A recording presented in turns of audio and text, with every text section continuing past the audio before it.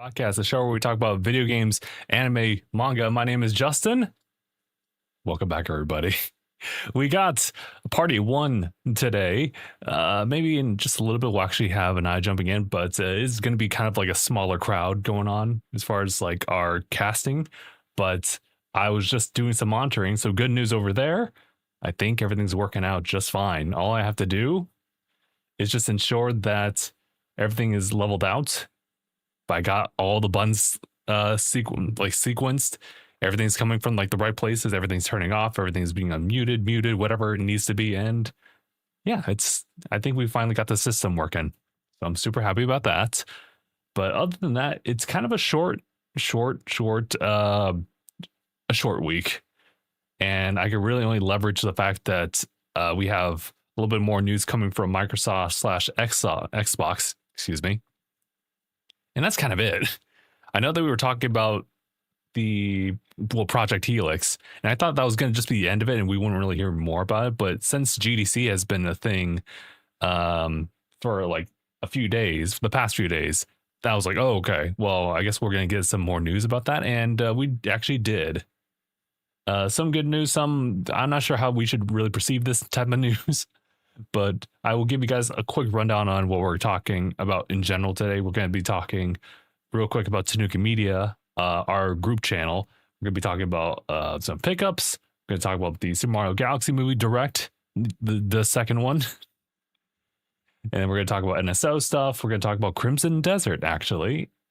And then we're going to kind of like shift over to Xbox oriented stuff. So I know that, and I will jump in relatively soonish. So I don't know exactly how long it's going to take, or if I should just like kind of stall for a little bit. He just said after 2, so I assume maybe like 2 or 2:05. But knowing that guy, maybe later, maybe like up to the 15-minute mark. So like in 2 minutes. But yeah, otherwise, I could kind of just go over some quick stuff here. I mean, it's not really a shocker for him, but I did want to make a little Tanuki Media segment, essentially housekeeping. The new video that I was working on has been uploaded since yesterday. Yeah, since yesterday. It is the 30 FPS versus 60 FPS debate / discussion.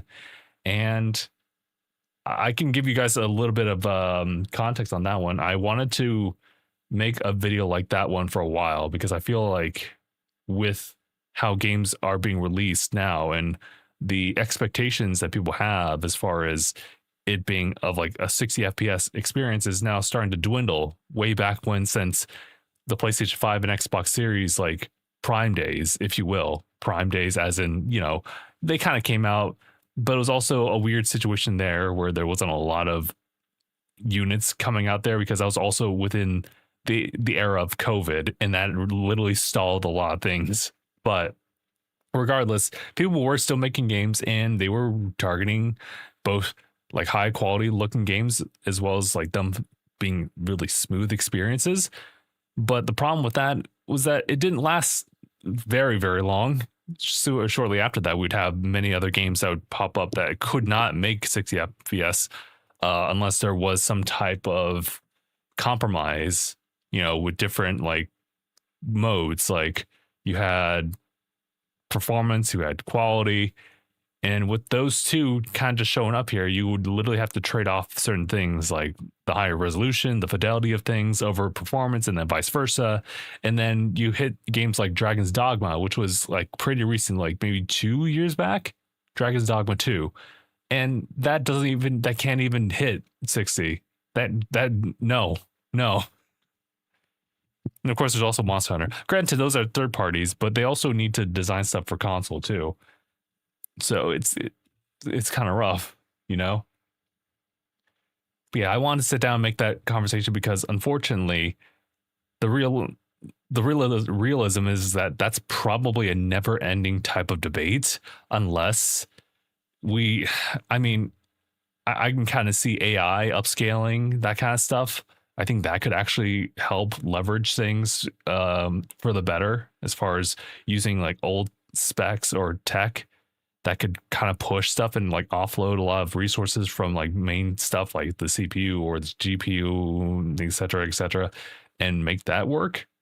That's the most uneducated guess that I got going for me. But yeah, maybe that could work. But otherwise, going forward, it'll still be a thing because it's always going to be like prettier and prettier games are going to be released and they're going to require much more stuff. In order for us to upkeep that, we also have to make some compromises. And sometimes a lot of those, what's the word? A lot of the efforts put into that demands more for aging consoles. And so that's why we continue to have more and more consoles.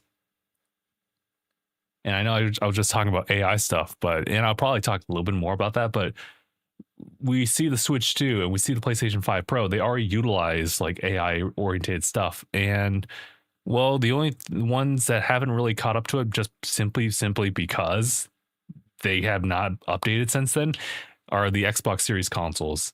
The funny thing is the branded Xbox ROG Ally X actually has, what was it, an NPU, APU, whatever's like AI oriented like graphics or integrated chip to it. They already have that, and that's part of our like little bit of news postings today. So just giving you an FYI on that one. So yeah, no, this is going to be kind of otherwise a kind of a heavy AI oriented podcast as far as like the topics going into it. But yeah, no. Shoot, I keep doing this. I literally just talked for like a couple minutes and I did not even put the timestamp for me to just say like, oh, this is the housekeeping bit. But you know, it's fine. It's fine. I'll come back to it later.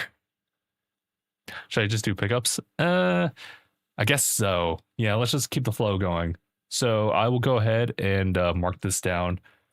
So I actually got one physical pickup. I wasn't even expecting it. This is literally something that I got in, or at least I made the pre-order through limited run.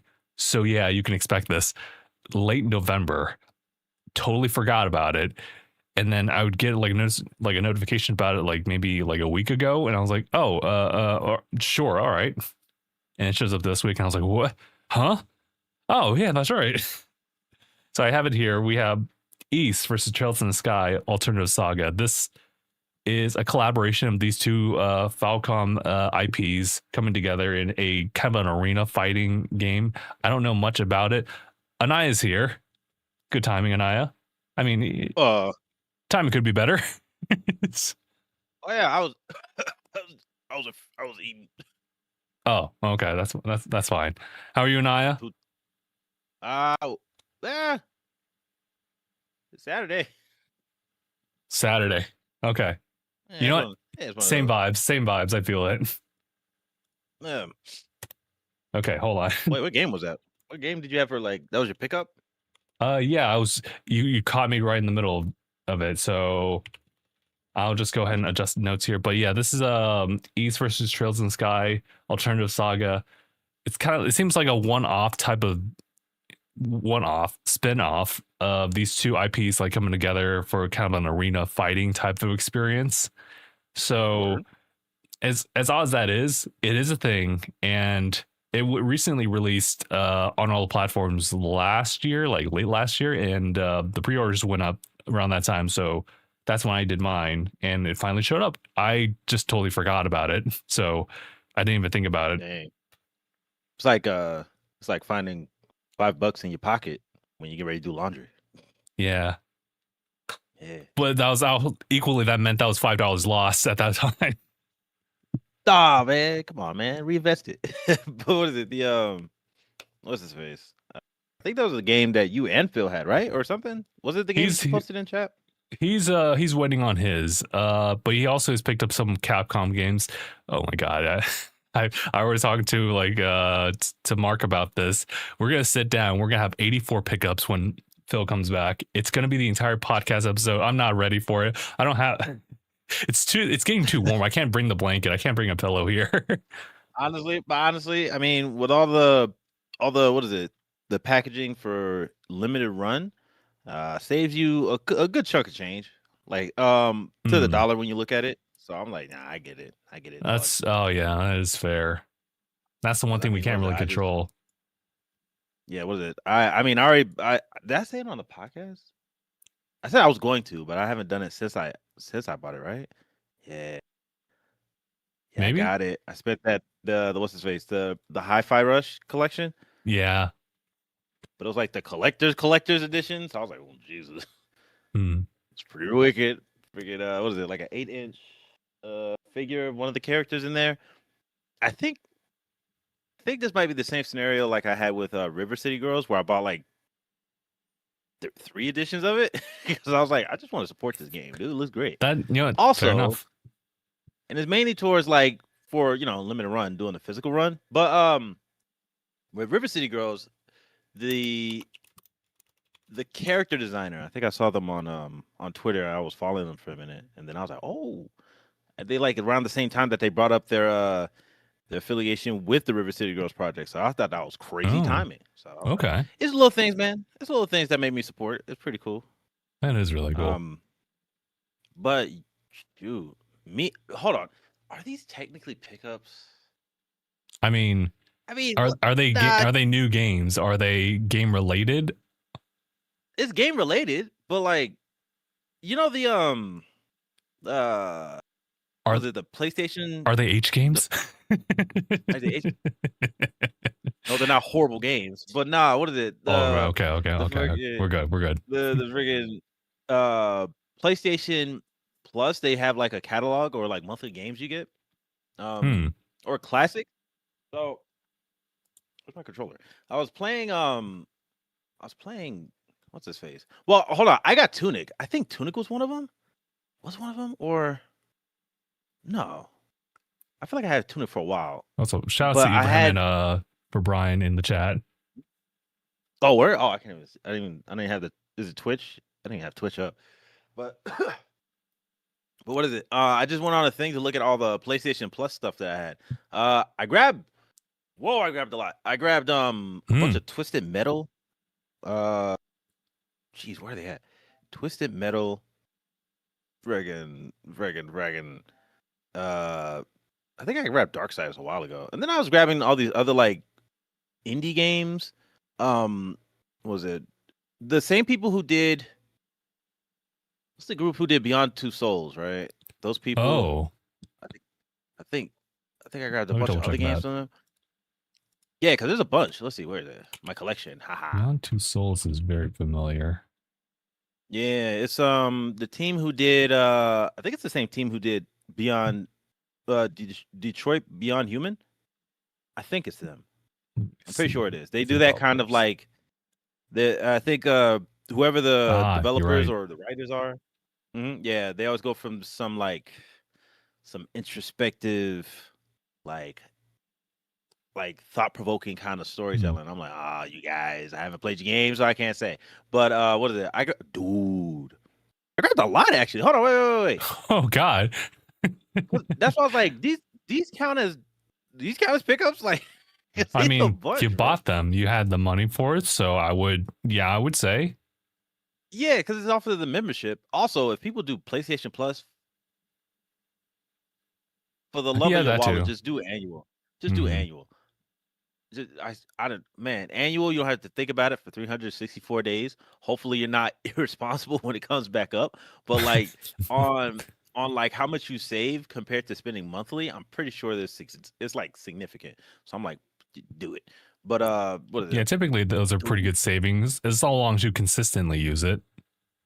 Yeah. And I'm like, I use it because I'm online to play like, ranked on Tekken or whatever, so I need valid. Plus. That is valid. But on top of like just branching out and getting games I haven't played in a while, I got Strider. I've never played this game for the PlayStation 4. Never played it, but it was on the PlayStation Plus. Then I got let's see, Twisted Metal 1, 2, 3, and 4. Oh god, look at all that. Oh, my nostalgia. Yeah, it's gonna be great. It's gonna be playing these games, but then. Okay, I'm pretty sure I've talked about my Ratchet and Clank marathon like a couple years ago. What? Oh God, I got Secret Agent Clank, but that's just for posterity's sake. Because bro, this game, you you cannot pay me. You cannot pay me to say that like I like this game. You cannot. There's nothing to like about it. Like I get what the only thing you can say is like it's a part of the franchise. That's neat. God, this game's crazy. Oh, dude. You get like I get like flashbacks. Like how many times this thing pissed me off. God, it's such a bad game. Size Matters was okay. The same developer, I think, which is why it's not technically Insomniac, right? It's like some other developer. All those games. But I love Ratchet and Clank. And then I got all the Jack games, even the ones I didn't play. I've never played Lost Frontier or Jack X Combat Racing. Yeah. Yeah, that one. Yep, where Dax has pants. What the hell? But that's weird. We got, what are we doing? Yeah, then we got what is it, bro? No wonder they moved on. When I get then I got. When did I get? Hold on. Now things are just popping up. I don't remember. When did I get Divine Knockout? Oh God! I don't even know what Were you under the influence when you purchased these games? Wait, now I'm questioning myself. What the heck? Okay, that's there. I do remember getting Jedi Fallen Order though. That. Oh, nice. That was cool. And then we got Mass Effect: The Legendary Edition. Oh. I don't know. Is this a collection, right? It should be Legendary Edition. Should be like the whole thing. Is it like how many Mass Effects were there? Was there only 3? There's 3 as like the Legendary, and then Andromeda was like the spin-off 4th. Or got you. Okay, I remember Andromeda. Yeah, and then whoa, ew, that shouldn't be there. What is this? That's concerning me. That it's because I hate it. It was One Piece World Seeker. Oh, that one. That game was so. But it was accurate though, because when you play as Zoro, the map was blurred out. They can make all the hints they want. It was just like, bro, this game doesn't feel fun. It's not like if I were to expect a game on that kind of level for One Piece, it would be nicer if it was more like what's another like a good open world design. Well, Ghost of Tsushima's in front of me, but like their open world felt fun. Like it just didn't feel fun playing as you know how. Let's see. You know how dynamic it is playing like Spider-Man? Yeah. Like Insomniac Spider-Man? Like how agile and how fun the combat is. I wish it felt like that when I was playing as Luffy. Like I didn't play as anybody else because I just skipped it. I was like, I don't want this game. And I was mad as hell. But what else? Man, I'm so mad about that game. Then we got Like a Dragon. I did get Like a Dragon. Nice. Oh, okay. Nice. I swear, did I not already have Battle for Bikini Bottom? I thought I had that already. Well, I have it. So that's there. Okay. And then I think I've had this for a while though. Days Gone.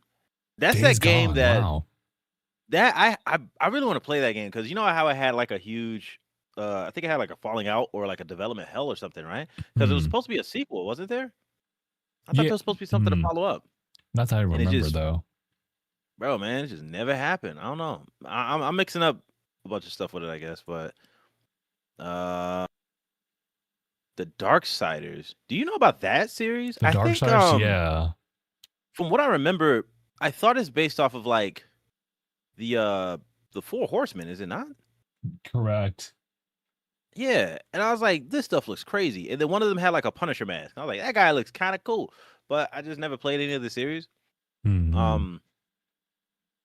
think I can't tell. Maybe Darksiders. Okay, that's got to be the first one because it doesn't have a number. And then Darksiders 2, and then Darksiders 3. That's what I got. Nice. I like 1 and 2. Man, I'm not gonna lie. There's a bunch. There's so much I forgot. I even got this stuff. What the heck? When did I get this game? When did I get Mirror's Edge Catalyst? what are we doing? I don't know. I just saw a bunch of like, oh, this is for me, and I just went crazy on the PlayStation Plus. Oh God! Yeah. It's like, why not? I don't have. I'm like, I'm technically paid for it. Was it the oh man, Modern Warfare? I really was going crazy. I'm never gonna play this game. I was gonna say this is so out of character. Yeah, dude. Like, I mean, what is it for all the first-person shooters. First person is definitely like Doom and Wolfenstein, just default, but they're Mm-hmm. not bad. It's like the same thing I feel when I play like turn-based RPGs.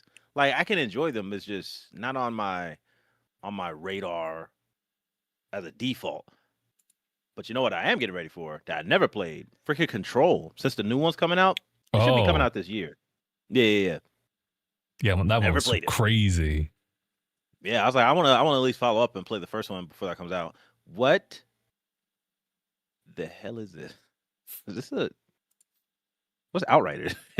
What's Outriders? I don't know that. Oh, the old Square Enix one. Not well, yeah, kind of old now. Was it like a team-based thing, like a Kind of, online yeah. multiplayer? I believe so. Had online like aspects to it. I think there was another game I saw that was on here too, and I was like, that looks neat. Grabbed it, didn't realize what it was. Where's it at? That's crazy. Oh man, yeah, man, I was going crazy. Then I got blueprints. Oh, actually, okay.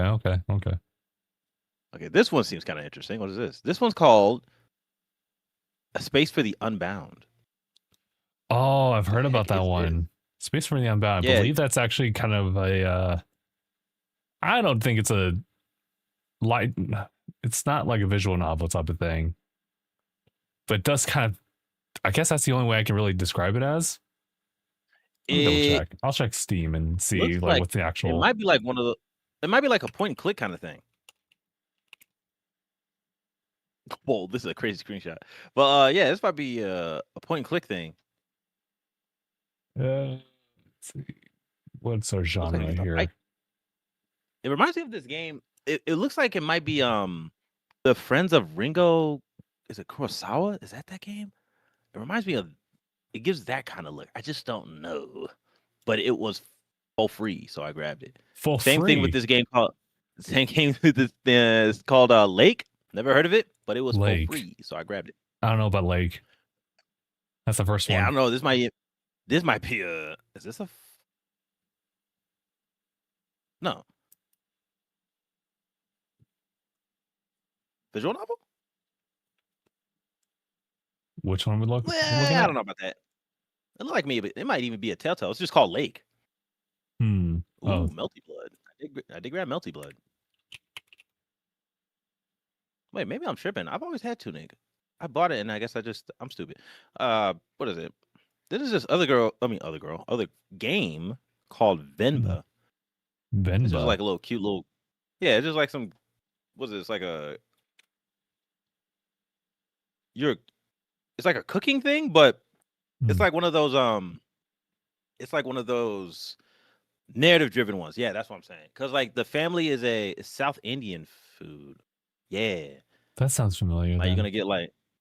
Yeah, it's like one of those things that it was like probably a couple of bucks, even if I didn't download it from PlayStation Plus.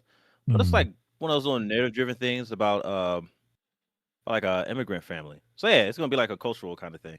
Okay. So I was like, oh shit, man, for free, and I get some insight on some stuff like that. Why not? And the one I have been playing that I did get, that's a classic, bro, and it kind of made me mad. Okay, Tomb Raider. I'm playing Tomb Raider Oh, Anniversary. Right? Okay, bro, I, what's going on? What's going on? I'm mad. Like some of the mechanics in this game pissed me off. I was just like, bro, the cooler thing that I remember from Tomb Raider is some of the platforming. Cause Hmm. she's like first of all, totally forgot. She's in it for the love of the game. She doesn't even want the money. I'm over here like you just God. going Jurassic Park in like mountains and stuff just because I like the thrill. Okay, cool. But like she's a gymnast, so she's like able to do all these crazy platforming tricks. So that's fun. Hmm. And also the way she strafes when she's using her guns is cool. The level design to like accompany that, since she's that kind of what is she like a architect? I don't know what you call her, like a researcher. I don't know, dude. But An she does all acrobat, that if you stuff. will. Yeah. And I'm like, that's cool and all, but there was this the first boss fight. I think it's the first boss fight with this big freaking T-Rex. I was having the dumbest time because there's like a mechanic of like your, I don't know, your witch time or whatever, where you Mhm. slow down from doing like a dodge, and it felt off to how many times I had to do it, and um I was like, this fest is pissing me off. So I had to come to terms with it, because like this game is, it's Tomb Raider. It's the 2000 and, is it 2006? I forgot, because this is a, is it remaster or like a cleanup of like how the other game used to be, because it's Mhm. not the first one. It's not the like the authentic port or whatever of the first one. But it was on the PS3, I'm pretty sure. When I was playing it, I'm just like, maybe some of the stuff feels kind of off of how they even deliver some of the like the tips or like functions of the game. Other than that, I feel like if I get past some of those headaches, it's like okay. Um, but yeah, it's been pissing me off for the past couple of days, because after I beat Tunic, I went to playing this. I'm a little run, dude. Oh wait, hold on. I think that's all I got. Who knows? There's probably another game. What is that? Sword of the Sea? Never heard of her. But like, anyway, that on top of what else I'm trying to do. Since I beat Resident Evil 9, they're going to Mhm. did you see the little update or whatever? Like they're adding like, well, patches or whatever. Um Um, not in they're gonna add detail, like, no.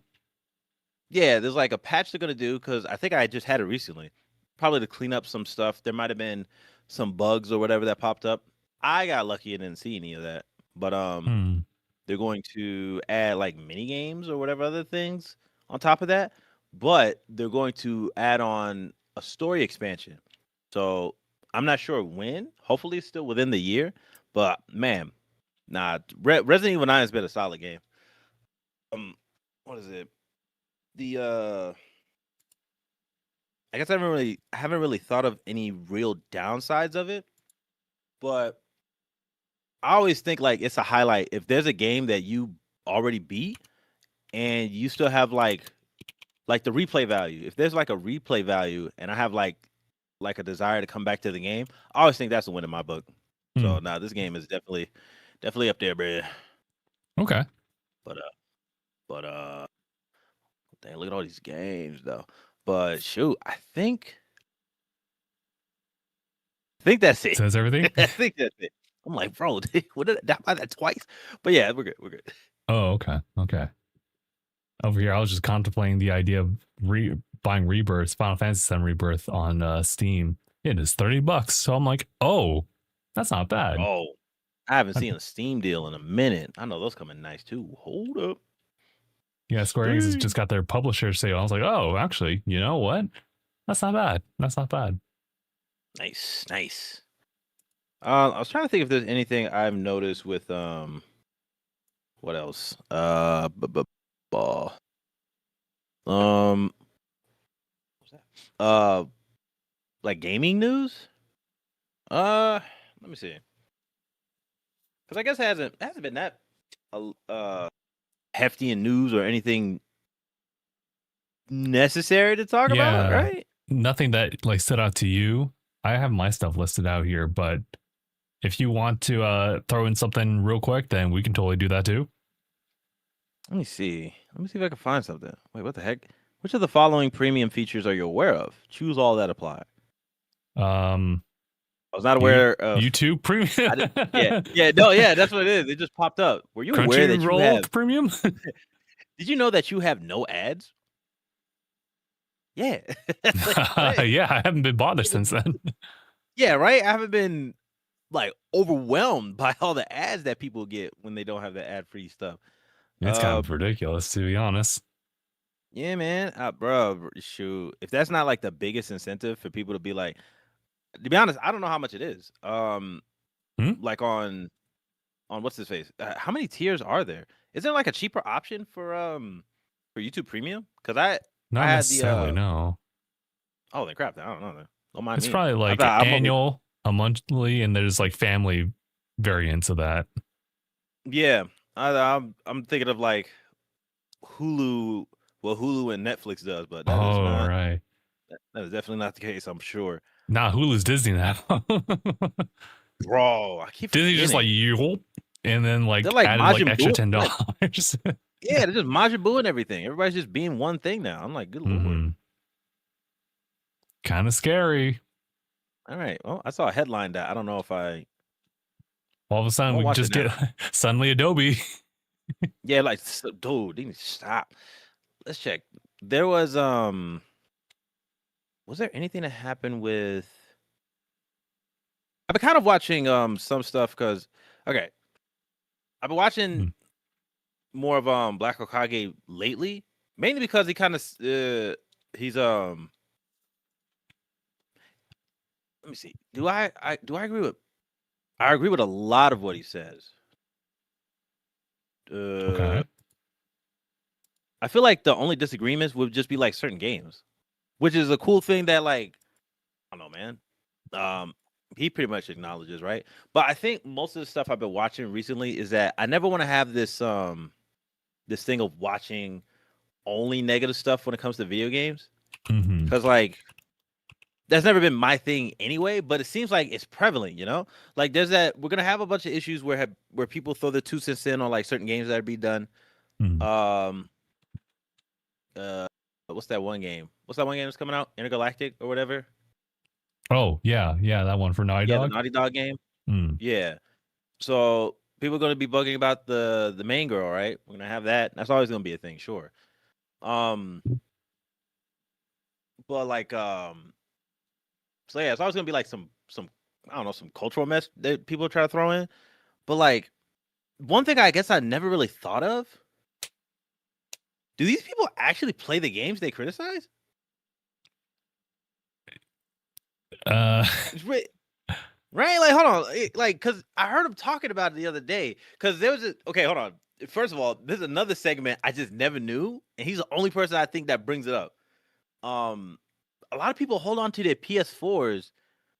Like, I know that there's games that get ports and everything to the PS4, and I'm just like, is it really that? Are they really that prevalent? Because it is kind of odd that they want all these games that'll be ported or whatever and sent to older generation games. There's this video he was watching of this dude who's trying to make an argument for like why Marvel Rivals should be on the PS4 and why it's like a good idea. But in that video, he gave arguments against himself, and I'm just watching it like this is such a dumb thing to do. You can't like if anything, we're basing off of like understanding that not everybody can buy the newest generation of like whatever console we can get, which is like duh. Like that's probably not going to be the norm for a good chunk of time. All things considered, how everything is like getting more expensive as well. And also this might just be me. I feel like this might just be me. Do people forget that like that mess came out during the lockdowns and all that stuff where everybody just had like a huge monkey wrench in the plan, right? Like everything had a huge stop. I don't know if people factor that. And that bugs the hell out of me. I don't know why they don't think about it from that part. Like there's points where things aren't like they're not necessarily normal. Like a lot of things going on is like throws off your usual kind of groove because it's so significant. So things get more expensive, production and all that stuff getting walked out, blah blah blah. Also, big thing, which is why I respect Hokage for saying this. Like, gaming is a luxury, so you have to work within that like understanding, and that's why I never had this idea of like being so like it's a privilege, but like not entitled to have this stuff.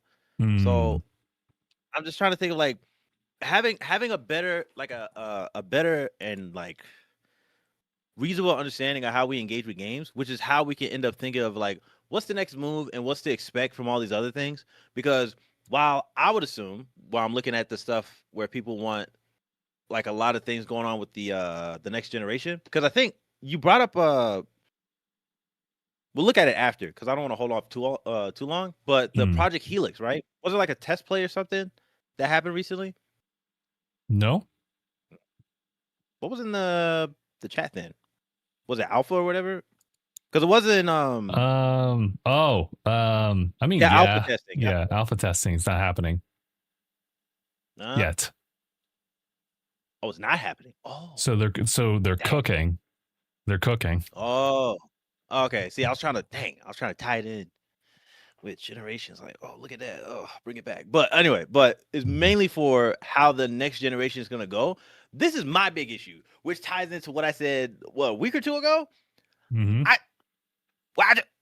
I just want games. Like, I don't care. I don't care. Like, we get like this. You want to consume thing games? of, like, Yes, quite. Yeah, like why would I buy this? Like, it would end up you know what I would do? It would just be an expensive bookend if I were to just have this fancy new console with nothing to play. Now, what I would give more like room to say, which is what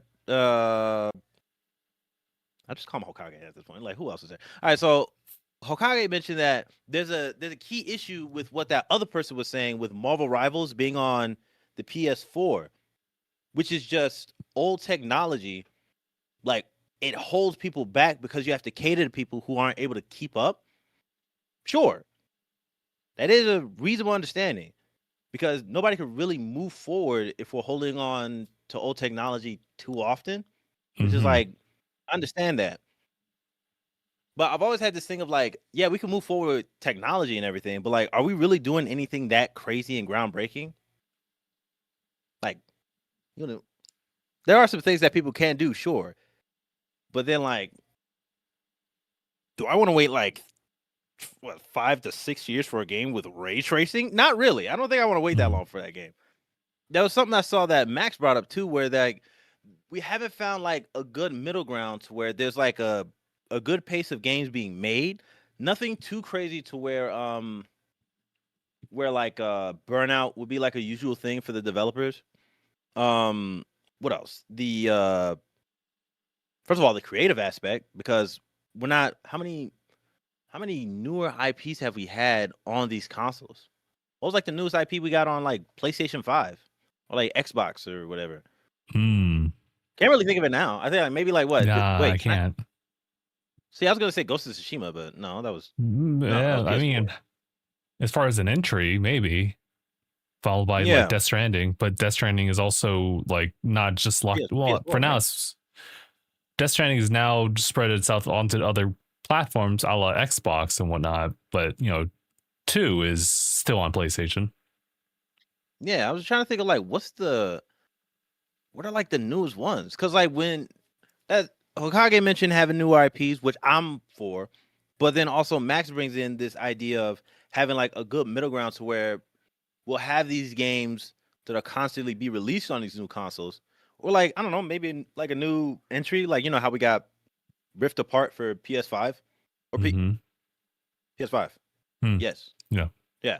So it's an interesting conversation. I just never really saw that happen too often with some of the people who say like gaming is dead or bring this port to PS4.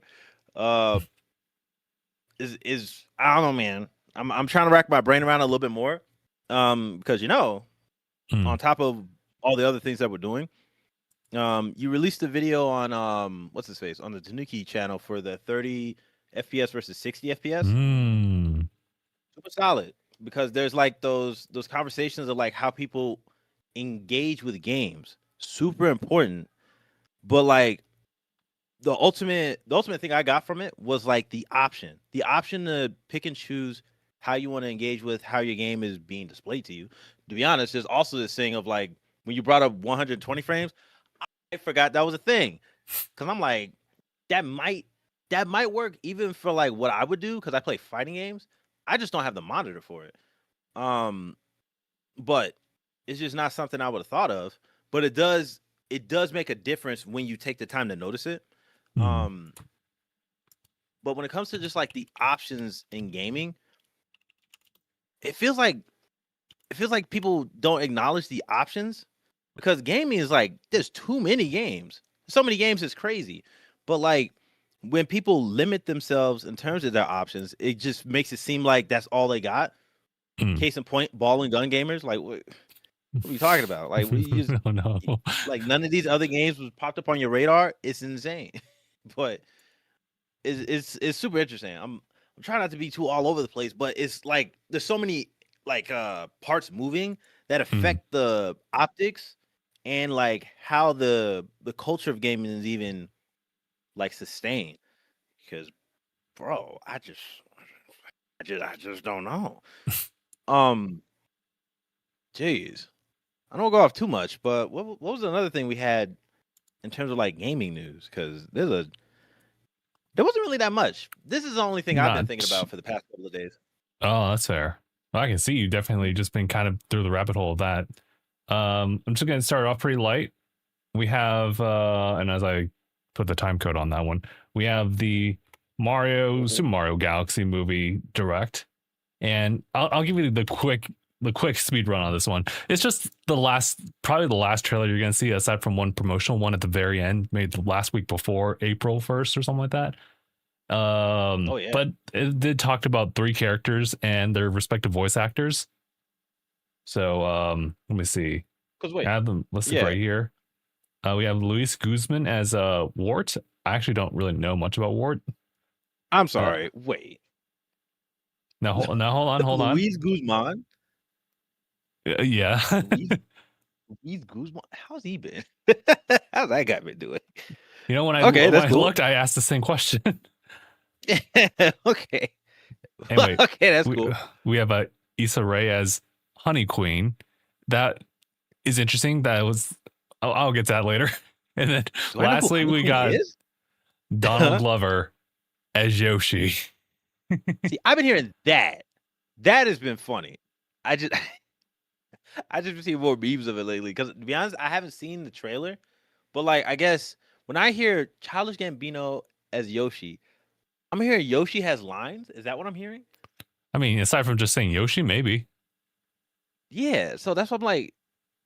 So you hear Donald Glover just say Yoshi a lot? That's all I'm gonna maybe. Oh, bro. Holy crap. I put the Honey Queen and then a One Piece characters in here. There's a person named Honey Queen? Mm-hmm. Oh, she's from the movie. Oh. I guess she turns into a liquid. Anyway, yeah, go ahead. Yeah, I guess that's how Pokemon voice actors get their pay. They just say Charmander, or sometimes they just scream into the heavens. Yeah, after Charmander. Yeah, after okay, Hitmonlee and Hitmonchan. Bro, I'm telling you. Nah, that's crazy. Wait, why the heck? $200 million. Holy, that's a bunch of stuff we need to. I need to do some more rabbit hole diving into this stuff. But for the Honey Queen, that is a Mario Galaxy character. Right. So At least know that. That's neat. Not much else. I mean, like it's right? kind of like, random. It's more like if you recognize the star power, then there's that. If you don't know, then aka me, then you just don't know. Oh well, it's the opposite, I guess, in terms of the actor to the character. I know who Issa Rae is, but I didn't know who Honey Queen was. I just remember them from their. I never played Galaxy, so I missed out. I guess you'll have an opportunity. It's supposed to attract new players. It's that game for sure. Oh yeah, sure, definitely. Introduce them to a newer generation. I'm like 32. Me, I am the generation. Yeah. I am the danger. I can't wait though. I can't wait. The movie looks fun. I just don't know. What is it? How are they gonna handle it? Because I want Daisy. Like, why ain't Daisy in this? That's true. Like, I'm sorry. I don't. She might be like a Sonic 4 type of like teaser. You know? My God. Yeah, if we got 4 Sonic movies, we can get like 4 Mario movies. Come on. Maybe. Kishimoto. That'd be crazy. He'll do it. Like I feel like the PR for this game is really strong, and they already understand that it's like a video game company too. That you need to actually promote your games to like a great extent. Let me think. If come on, April, we're pretty set to see that movie. Mm-hmm. They want that to move numbers. Yeah, honestly, I think that movie's gonna be solid. I don't. Also, Yeah, all the star power. real quick aside, have you seen like an image of like these Luma bath bombs? No, no. It's so funny. If you see it, you'll see it. Luma bath bomb. To be honest, that is kind of crazy. Why isn't that a product? Why did it take this long to become a product? That actually makes a lot of sense. Also, I feel like if I look it up, I'm gonna find something crazy. Outside of that, it's pretty good. The star power, everything behind it, the movie sounds like it's gonna be great. Yeah, I think my only concern is how much they're like really putting into this movie. It's like I think it's supposed to be like an hour and 38 minutes. Sorry, 1 hour and 38 minutes of runtime, and they are really jam packing it just based on this latest trailer. It's a lot. Yeah, wait. The Super Mario Brothers movie was like what? Oh, it's around the same time. I mean, the cool thing about the first movie was that like it was Brooklyn, and we just got to see like Mario and Luigi's life like that, and it was pretty slow for that one. So that kind of like took a bit of the runtime, and then we got to transition into the Mushroom Kingdom, and then we'd go over to Donkey Kong Country essentially, and then we had the the Mario Kart segments, and then things start to blur for me. But I think that's when we do the stop the wedding type of situation. That's pretty much all the beats there. Like a good mix of what we got from Mario Odyssey, more Super Mario Kart, and then Super Mario Brothers. Yeah, but I worry about this Galaxy movie because like how much of these different worlds from different games are you all just like siphoning all together? Do we have enough room for like a new themed movie in the future? And what would we call it? They could probably do it because like what there's references more so in this to Odyssey because they go to that what's like the desert one, Tostada. Yeah, the Mexican themed one, right? Yeah. Because the upside down pyramids and all the other stuff going on. I don't think it was Tostada. Well, hold on. I might just be hungry. Actually, but actually, I need to look it up. With what's his face? The friggin' I was thinking Mario Odyssey because like what wasn't Tostarena. wasn't Peach? Sorry. Wasn't Peach in her wedding outfit from Odyssey in the first one, or am I just tripping? Bowser... I think that could have been Odyssey themed. Yeah, I think they'll take like elements, so they can work with a bunch of elements in here. Like even like what Bowser Jr. He's got the paintbrush like Odyssey, but Odyssey like Sunshine, but we didn't go to what's the name of that? Wait, what's the name of that place again from Odyssey? The beach. The beach? What was that one called? It was like soda themed. Right? Let me find out. It's like something L because it's also a stage in Smash Brothers. I forgot what it was. What's it called? Bubble Lane? Because Bubble Lane?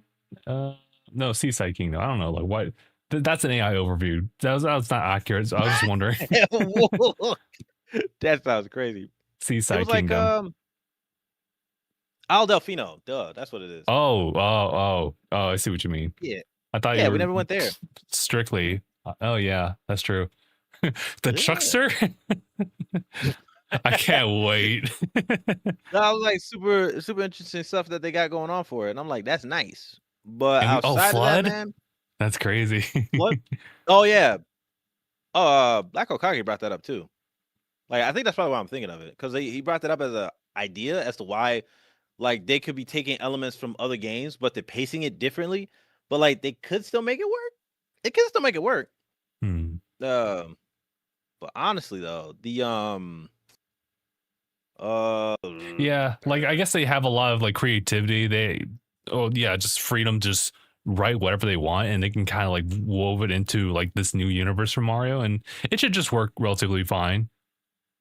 Yeah, cinematic universes can stand if they're creative enough. They can stand on their own relatively well.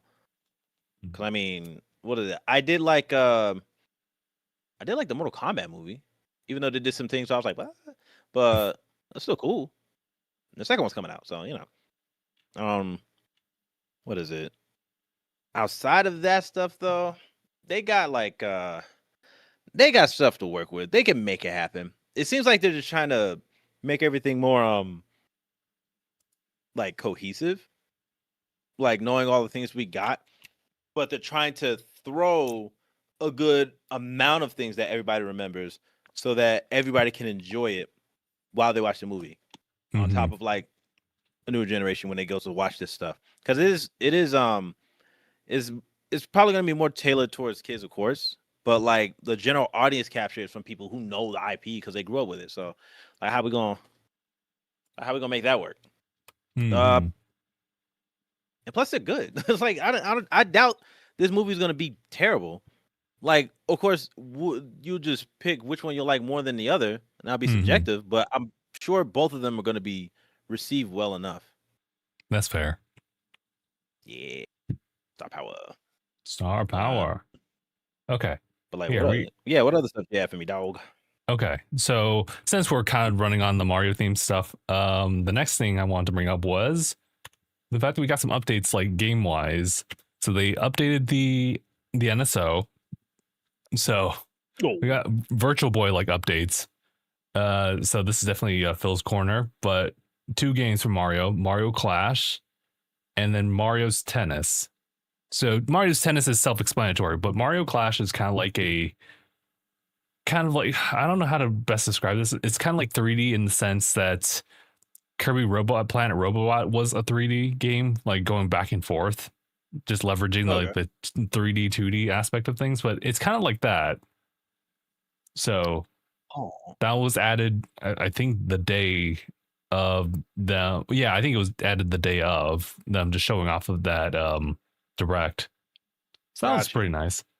Funny enough, I wanted to add this in here because 1 is Mario themed and 2, like Phil would definitely love it. Phil was talking to me last Sunday about it right before like the end of the day, and he was saying, Justin, are you gonna be playing Mario Clash and Mario Tennis? Are you gonna get yourself a Virtual Boy for the NSO? And I was like, I'll talk to you until later.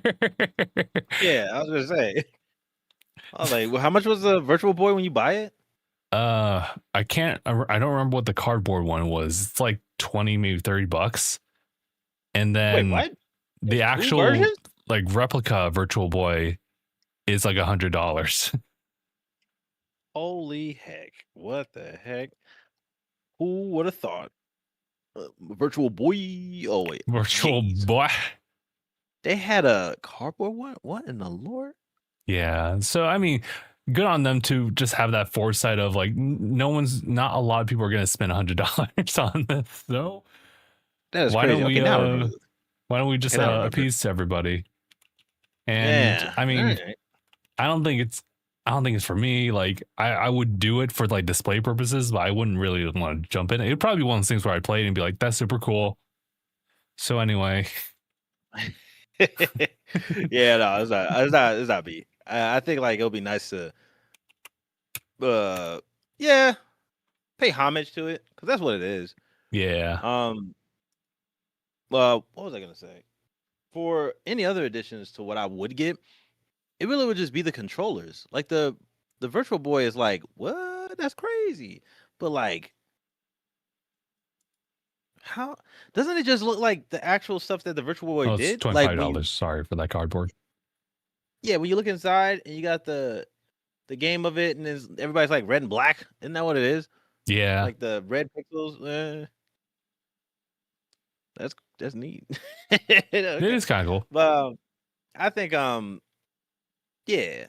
Hold on for example. What other stuff happened on NSO? Was it? I swear I saw something that happened. There was also an add-on for Mario versus Donkey Kong from the Game Boy Advance that was added there too. Got you. Okay. You know what I did see actually? I forgot when it came to like Nintendo stuff. They got a port of Kenna, and I was like, "Hey yo." Oh yeah. Oh okay. I was just thinking to myself like, what the heck? And then what else? What's another game that happened? Right. So South of Midnight. Oh, that too. Fair enough. And then Assassin's Creed Shadows, was that shown in a direct? Because I don't remember that at all. I don't remember it being like that, but it did launch on Switch too as well. What the heck, bro? I gotta When see how I was feel that about doing that. release? Cause wait, Shadows. South of Midnight's not on. South of Midnight's not on PlayStation. No, Yeah, it it's was the almost a year Xbox, and ago. then yeah, and now it's on the Switch. Switch 2. Let me see. They should tell me a release date on that one real It is on quick. PlayStation. I'm stupid. Oh, why they want to add?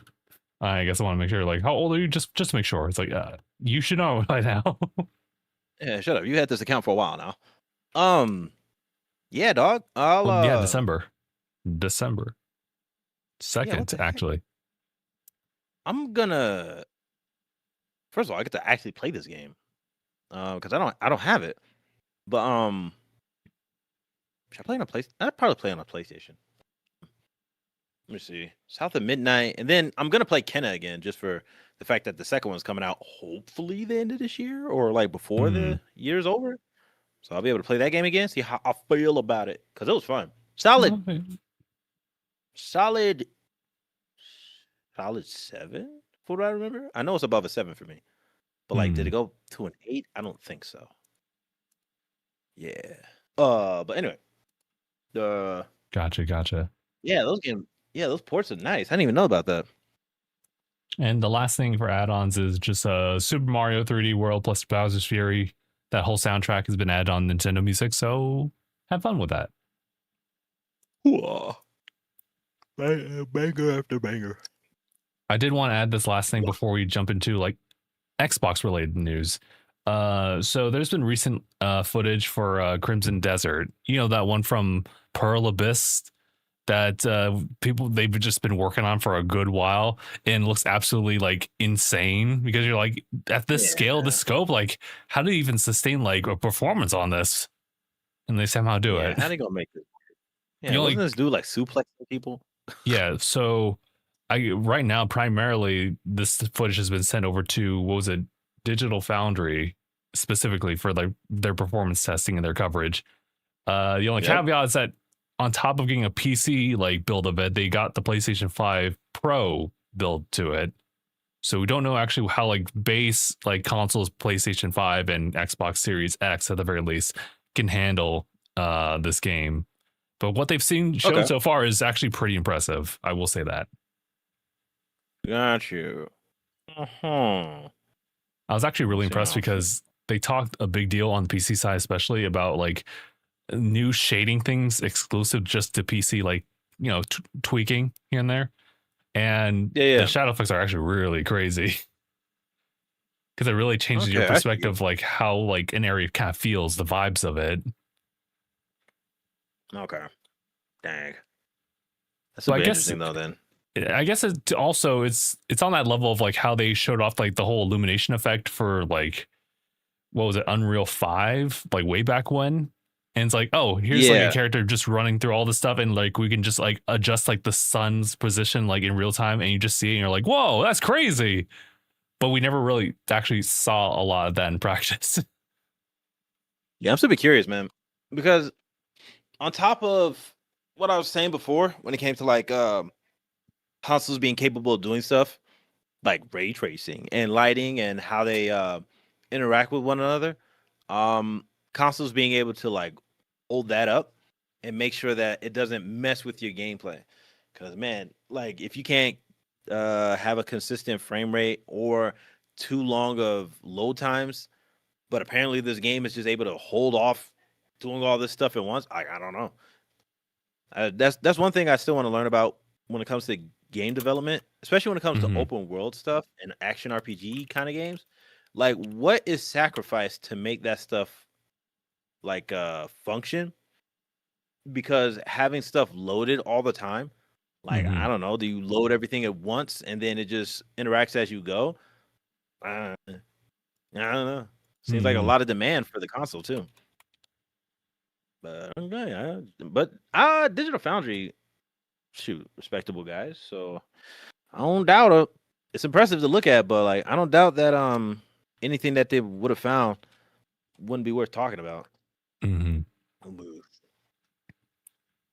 And okay, now we can kind of move on to the last bit of things I wanted to talk about today, as I just get that time code on it. It's all Microsoft oriented, and a lot of it's come up because GDC happened, like I think yesterday, but it was like kind of like a couple day long type of thing. So for those who don't know, GDC is a Games Developer Conference.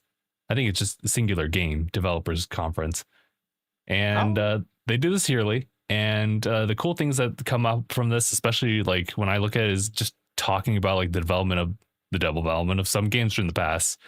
I remember them talking a bit about like the development of Tears of the Kingdom, like I think a year after like the game came out, just talking about like how that is pretty much like a dev mode. They've basically built the abilities based on like a dev mode in which they would go back into the game and just like tinker with things to see if it worked. And they decided to just keep it in the hands of the players and ended up having like a really fun experience and output. But in this case, I bring it up because they announced a couple things. They actually talked about Copilot. I'll talk about that just shortly. They talked about Project Helix and a little bit about their ROG Xbox Ally X, the handheld one. Got you. So, to kind of tie this in because it's GDC. This is a one-day event kind of thing, right? I think it's a couple days event. Is it? Oh wait, hold on. But their time is so weird. It was the 9th to the 13th, so it was a week. Yeah. Man, I kind of got curious. I was like, how can I go here? No. No. Like, no. Dude, these prices. I mean, this is for like. Hell! I just looked at that. That's what I'm saying. Like the set of people who will be going here are people with like a game plan for like networking and getting what they have to do for their project or whatever. I was like, how do they feel about like people who just want to like a press badge? Like, I don't know. Like, it would be cool to go here and talk to these people. But then I'm like, it's like, oh my God, how many I think they scope out like individuals or like group organizations type of situation. Wow. I mean, I don't know. Are you a verified student and faculty? I'm a verified game changer. Like, nah, bro. Like, look at that. That is crazy. $2,500? Oh my God. Is there a missing is there a missing decimal? Like, no, it's fine. It's fine. That makes sense. That's how they bar people they don't want to deal with. So that's fair. And they have very specific people that they want to actually go. Yeah. Wow. Man, because I want to get more into talking to these people because man, well, what is it? We're still going to go off of we're going off of are we still talking about the Crimson Desert or what is it? We're good with Crimson Desert. That's all I really want to talk about. Oh, but the Copilot, that's what it was. My bad. Yeah. But yeah, okay. So what came out of that was the fact that Copilot is going to be showing up on what they quoted as current generation consoles. So that's assuming Xbox Series X and S later this year. And for those who've been just not really in the know about this, understandably, but Copilot is something that is still actually, let me double check. You know what? Yeah, I guess it is just strictly gaming related because I didn't know if Copilot would just be like, oh, just Microsoft any type of application, and then they just have gaming Copilot just to be specific about it. But Copilot in this case is an AI assistant. We've seen maybe some videos here and there of how they would kind of put into practice. And I think it's been something that people have been testing on PC, but now will be also added onto like Xbox consoles in this case. And, I want to ask like just a general question for both you and just anybody out there. We're kind of part of this generation. There might be someone younger as well, but just given like our group, the demographic that we kind of like fall under, who's played these games like blindly, maybe had the help of some guides online when we seek it. How does this feel about you? Like, what does this do for you? Microsoft Copilot? Right. So Imagine you're sitting down at whatever game and you ask for help and you start to be specific of what you want help with, and they give you an answer for that. So the idea is that like what would normally just be like maybe a quick Google search or something on Reddit, you just have an answer like provided to you right then and there. I'm trying to think of how I feel about this because recently I did this for the games I was just playing. So you already know Tunic, right? Where Tunic is doing its Right. whole like Yeah. it's homage to like the the gameplay where we get like Game Informer or like what Nintendo Power or something, where you look into Mhm. the magazine and it gives you like hints and stuff. Yeah. Or like what I did recently where I was looking at something where I was like, what am I supposed to find here for Tomb Raider? My thing was trying to deal with like a headache in like the smaller scale of things.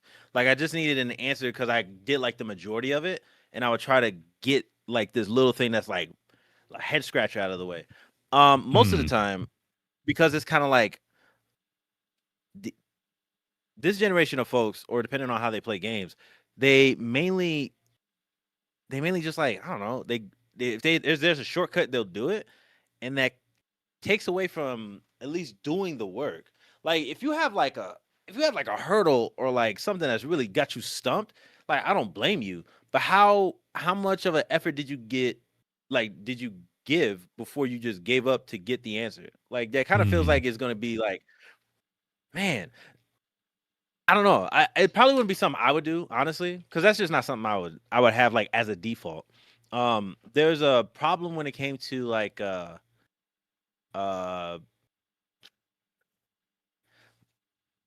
what is it like? More modern games are kind of like handholdy.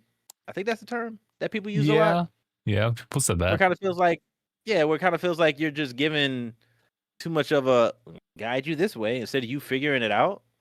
It's like, what's the point? Like, unless it's like crazy difficult, which like I don't know. To be honest, what I might think is very easy, maybe difficult to somebody else. I don't know, but Find that a lot. Yeah. I mean, get your like read a book. Like I don't know. I just Read don't a know what to say. book. Yeah. I That I don't know how I having that. yeah, sometimes that would be like Man, something you would like want to. I think that's both our collective answers because I think the loudest people like have like the biggest opinion here about like all I this. just like So I think it paints it in a way too negative, like light, and it can be valid here and there, but it depends on again how you use it, right? So, yeah. for example, like you know, if all you're asking is like help, I'm stuck, I don't know where to go, and contextually it'd be like, oh, I've tried going here, I've tried going here, but I just don't really see where like the opening could be, and then they give you the answer. Fair, okay, fair, but it's like people seem to frame it as if it's just like I don't know what I'm doing. You take the wheel. Yeah, you do it. Yeah, I don't wanna just be like, I don't wanna load it like that for them. Yeah. That's kind of like what it feels like because is it like a necessary component? Not really. It kind of just feels like this is some Microsoft thing thrown in it because it's Microsoft. So they're like, let's try any way we can like make AI look useful. And I'm Mm. like, I mean, technically, yeah, it's useful, but I'm like, bro, talk about taking away agency, bro. But like, it's search it up. Like, hold on. I But gotta think about it. Like, wait, if it's about like I need that's help the thing. here, It's and then yeah. yeah, hold on, because what is it? It's blah, blah, blah, chatbot blah blah Microsoft AI division and blah blah blah based off of OpenAI's GPT-4 and GPT-5. Okay, so they got all these models and stuff. So like kind of Mm. like when if I'm looking up something off of like Google and they'll give me like an AI, is it summary? Yeah, I like an thought they use AI a different overview summary type of thing. yeah overview. Yeah, and Mm. they'll grab from like the sources that they're grabbing from. So that's how I'm picturing how they'll use it. But I'm like, search it up. Like I just type it if it's that much of a big old issue. Because on Yeah. top of that, the I just thought of another game, Resident Evil. Resident Evil has puzzles. Mm. That's kind of crazy, and it's not like puzzles like a riddle kind of puzzle, which sometimes I could stump people. But I was thinking about puzzles like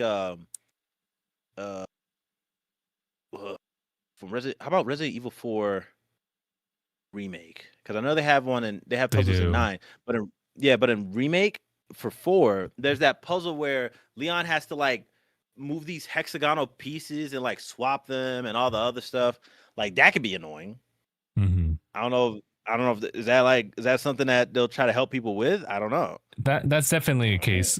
Um, but oh god, this was one of the examples I wasn't really like too keen on. But it depends on how you Okay. ask it. It's definitely so it's Silk Song. It was Silk Song, a game where like it thrives on you just not knowing like patterns to boss fights or the area ahead of you to a boss area. And if it's just general things where it's like, oh, well, just like if you want to know where the boss room is, it's just like it's here. You just have to pay attention and see like growth here and there, and that's kind of where you're at. But I think you can be Okay. very Yeah. specific on that. I think it's just really contextual on that. Yeah. There'll be like a headache of like where to go in a Metrovania because not knowing is the. But it's like it's the hook though. Like Metrovanias are like Yeah, more yeah, of you discovering something and then applying like a new ability and like making it to the next level. Like I don't know. I think stuff like that is cool. But I guess like people yeah, rationalize it to where if why would I have to do all that if I have something easier right here? But I'm like, man, y'all done. Hold on. You know, it's like, yeah. It's dang, kind was of that? I swear to, kind of exhausting, like yeah. back and forth when it's like, you know, I think it can be useful in things such as like immediate player feedback on something you may have messed up on. Could be a fighting game Mhm. like orientated too, where it's like you may not really get like this combo down, like a chain of like different combos, and it's like what am I don't know why this is not connecting versus how I just miraculously did it like an hour ago. Or maybe Uh, you just need better like in depth as far as like how the other player is like actually like on the defensive, like how can you even like close that distance and gap and whatnot. That might be a little too advanced, but like yeah, actually, hold on. When it comes to those kind of answers, because quote unquote, they can get an answer, but who knows if they'll be able to like actually execute it. So for yeah. fighting games, I'll have an answer and I'll know what to do when something happens, but you can't tell when it's going to happen if a player's doing something completely different. This is true, yeah. Um, and then when it comes to how people like, I remember I had the issue. Well, like it's a fighting game thing in general, but like timing on stuff, like that is definitely a skill issue. Like when you don't know why something isn't coming out the way it is, it's like you're just not recognizing what you should when you're looking at it from like I don't know, talking about fighting games on a frame perspective. You have to look for a Mhm. certain frame to do certain things. So I don't know.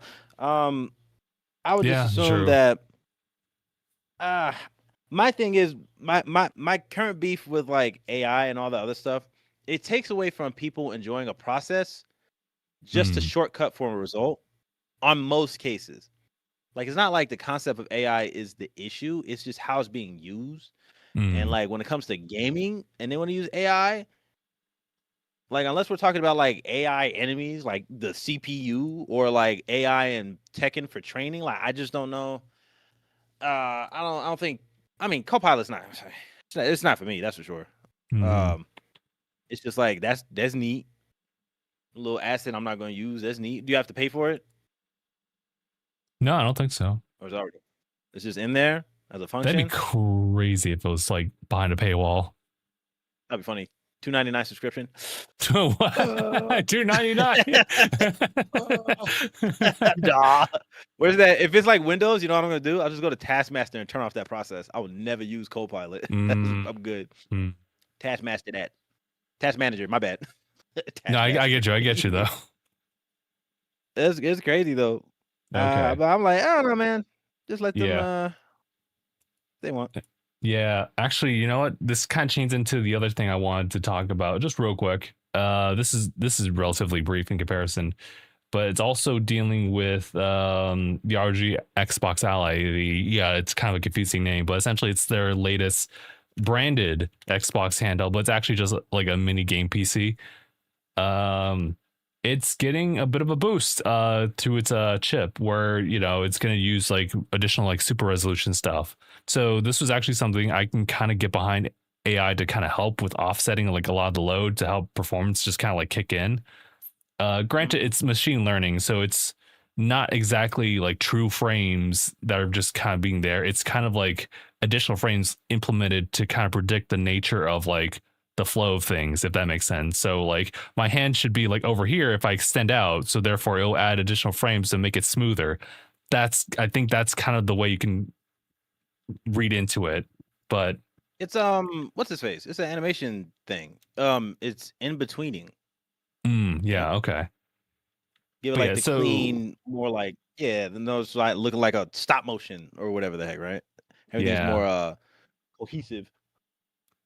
But yeah, I found that that type of technology is actually really cool because it can allow for a little bit more breathing room for existing hardware that might have like struggles, or even new tech that might have issues like in the near future where like the development of games are just like too costly. It's just too much resources that it uses. So the idea that you can kind of help offset like what the GPU would otherwise have for something like Yeah, this, so it could just prolong that life expectancy, then I think I'm kind of behind that. So what was this called? It's just called auto super resolution. So we're starting to see a little bit more of that. You see that in the PlayStation 5 Pro. You even see it on the Switch 2. And Xbox was actually the last one to not get anything. In fact, they can't because that's just old hardware. But this ROG Ally, the PC handheld, can actually like utilize that. So I got you. Yeah, I got to see how I feel about some of the things they implement things into. But I'm thinking like using AI to like, or you already know about AI upscaling for like certain photos. Like that kind of is a cool idea. But I noticed there's like some weird like uh like I guess how they understand it to upscale a photo, and they'll mhm. make it look a little bit odd. They'll make it look like a watercolor or something, kind of like brushed on whatever line art or whatever Mm, part of the photo they're trying to upscale, which is like that's understandable because it's trying to like understand what is upscaling in the first place. So mm, I like on top of that, like sure, but it's not horrible. It's not a horrible idea. AI mhm. upscaling or whatever. Uh, And then mm, the last thing is Project Helix. Now we can actually like, talk about that. So what we're seeing here is the fact that yeah, this is the new console that they are working towards. As far as what we understand from GDC, alpha testing itself, as in like other game developers won't have access to the tech until like 2027. So in which case, like in the back end of things, they are cooking with this. And that was kind of yeah, the nothing only about like like real update that we got for that. yeah, nothing about like how it's gonna look or anything like that or whatever. Blah blah blah. Holy crap! What is this? What is the Helix? What is the Is this a Helix? yeah? What is this video? Oh my god, it's a music producer. I don't care what he has to say. All right, that's a little wild. That's not what I was looking for. That's crazy. Like if But anything, hold on, if anything, that name like Helix for the Xbox, super solid. That's clever. I'm gonna give him that.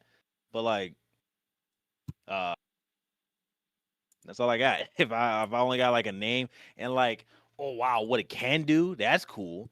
But like, bro, yeah, I'm good. it's tough because I kind of want to get excited for it because the only thing that they've been really talking about is like this is kind of bridging more of like the PC experience and the console experience, so it can blur the lines as far as like the performance of things. So I'm kind of behind that, but I kind of also need to know more.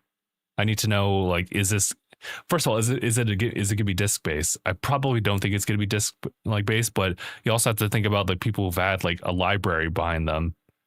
So are we just going to completely abandon that? Anyone who has digital are okay, but the physicals are just kind of like screwed. So I don't know.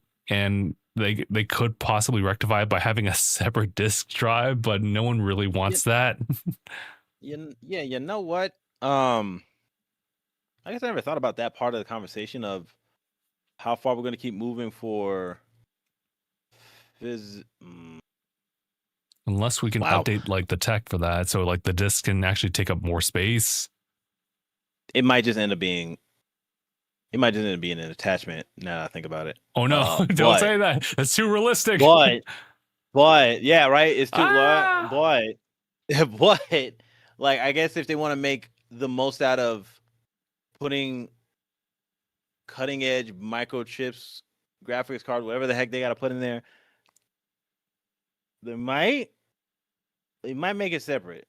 I wouldn't put it past them to do that, to make it separate. I mean, look, it'd be weird for them to get rid of all that stuff in the first place. Because,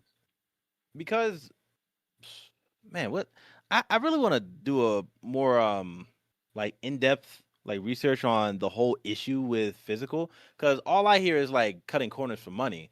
But like, if it's to a point of like us having like actual hold on our games, because I was looking at some of the stuff off the PlayStation Plus things and the option to stream, and I'm like, I forgot that's a thing. But what if y'all just shut this stuff down? Like, and then I won't be able to stream or whatever kind of nonsense they got for me. Like, now that I think about it, the am I like, did I download this right? Can I like, yeah, I don't know. There's a thing where I'll buy a game. Well, I'm not buying that. All right. But anyway, when I get the game off of like PlayStation Plus, Sure. I wouldn't have to download it. It'll just be like a quote unquote buy, and it'll just stay in there. Is there? It feels like this game doesn't do that. I might be wrong though. It's a little off, but I just don't. I don't know. I'm not like, when you shut down the store and then people just get lucky enough to download it after. But if everything's going towards streaming it rather than like having some kind of ownership over it, any type of ownership. Yeah. Then it's like, man, because wait, hold on. Oh, wait, I think I might get my answer. It says PS5. The PS5 game streaming supported only with PlayStation Plus premium subscription, blah blah blah. But there's also that. You also will worry about like them like locking it behind like a subscription bar or another paywall on top of that. Yeah, I was trying to see where's the PS4 difference, because it's telling me about the PS5.